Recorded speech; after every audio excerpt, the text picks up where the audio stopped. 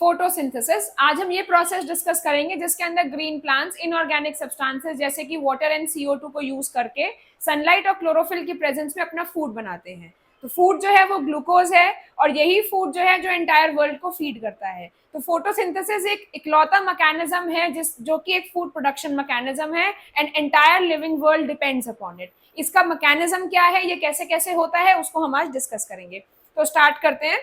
It is the process of converting inorganic substances like CO2, water into organic glucose by green plants in the presence of sunlight and chlorophyll is called photosynthesis. इसकी equation ये बहुत ज्यादा important है जिसके अंदर CO2 6 CO2 plus 12 H2O in the presence of sunlight and chlorophyll gives glucose, 6 water and 6 oxygen molecules. यही oxygen है जो बाहर रिलीज होती है और हम लोगों को हेल्प करती है ब्रीदिंग के प्रोसेस में। अब इसके रॉ मटेरियल्स क्या क्या हैं वो एक बार देख लेते हैं। सबसे पहले क्लोरोफिल जो कि क्लोरोप्लास्ट में प्रेजेंट होगी। क्लोरोप्लास्ट एक प्लास्टिड है जो कि मीजोफिल सेल्स में प्रेजेंट होता है, वो कंटेन करता है हमारी क्लोरोफिल और क्लोरोफिल ही सनलाइट को कैप्चर करेगी। सनलाइट को कैप्चर करने के बाद वो एक्टिवेट होगी। सेकेंड रॉ मटेरियल आता है sunlight. Sunlight all time available from sun और ये फोटोन्स की फॉर्म में अवेलेबल है जो कि रिसीव करती है क्लोरोफिल और उसके बाद वो एक्टिवेट हो जाती है। नेक्स्ट आता है CO2। CO2 एयर में प्रेजेंट है जो कि स्टोमेटा के थ्रू लीव्स उसको एब्जॉर्ब करती हैं और मैकेनिज्म में आगे यूज करती हैं। लास्ट आता है वाटर। तो वाटर भी रूट्स के थ्रू हमारा एब्जॉर्ब होता है from soil and it is transported by xylem. तो ये 4 रॉ मटेरियल हैं जो कि फोटोसिंथेसिस में हेल्प करते हैं। Next mechanism. तो फोटोसिंथेसिस का मैकेनिज्म ब्रॉडली 2 कैटेगरीज में डिवाइडेड है। एक है लाइट रिएक्शन और एक है डार्क रिएक्शन। लाइट रिएक्शन वो रिएक्शन है जिसके लिए लाइट का होना बहुत इंपॉर्टेंट है। लाइट की एब्सेंस में वो रिएक्शन नहीं हो सकती। मोस्ट इंपॉर्टेंट थिंग इसका साइट ये होता है हमारा थाइलाकॉइड्स में। थाइलाकॉइड्स क्लोरोप्लास्ट में डिस्क लाइक स्ट्रक्चर्स हैं। इसके और नाम भी हैं लाइट डिपेंडेंट फेज और photochemical phase in which light is required. तो लाइट रिएक्शन जो है हमारा थाइलाकॉइड में होगा और लाइट पे डिपेंड करेगा ये वाला फेज। नेक्स्ट आता है डार्क रिएक्शन।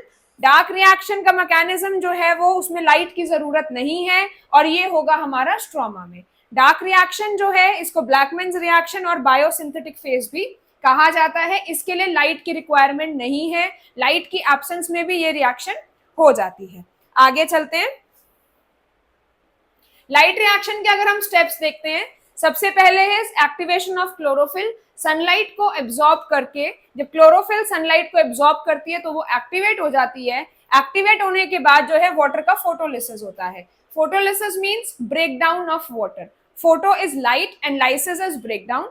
तो लाइट की प्रेजेंस में अगर वाटर का ब्रेकडाउन हो रहा है तो दैट इज फोटोलिसिस। और वाटर के ब्रेकडाउन के बाद जो चीजें प्रोड्यूस होती हैं तो वाटर ब्रेकडाउन करेगा H आयंस और OH आयंस में। अब ये H आयंस और OH आयंस हमारे यूज होंगे आगे डार्क फेज के अंदर।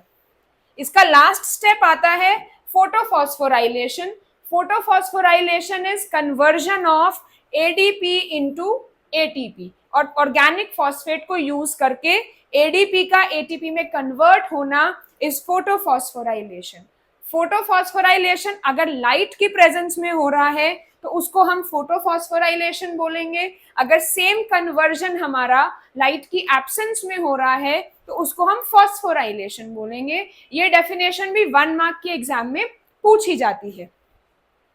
लास्ट स्टेप जो आता है वो है हमारा डार्क रिएक्शन। अब हमने देखा कि लाइट की प्रेजेंस में वाटर हमारा स्प्लिट हुआ।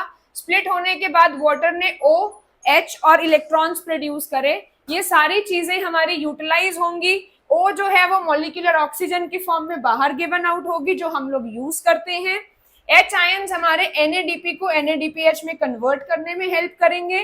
ADP जो है इलेक्ट्रॉन को यूज करके ATP में कन्वर्ट होगा और ये दोनों चीजें NADPH और ATP जो कि हमारे लाइट रिएक्शन में बने हैं, ये दोनों चीजें हमारी डार्क रिएक्शन में CO2 को रिड्यूस करने में हेल्प करेंगे इनटू ग्लूकोज।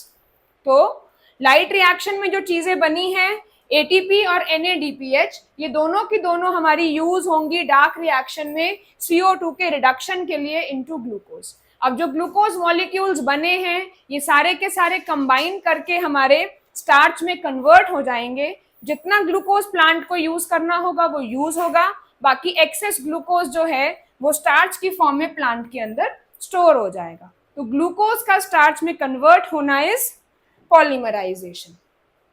तो लाइट रिएक्शन, डार्क रिएक्शन, ये दोनों फेजेस हमारे फोटोसिंथेसिस में इंपॉर्टेंट हैं और दोनों के दोनों जो है हेल्प करते हैं ऑर्गेनिक इनऑर्गेनिक चीजों को ऑर्गेनिक ग्लूकोज में कन्वर्ट करने।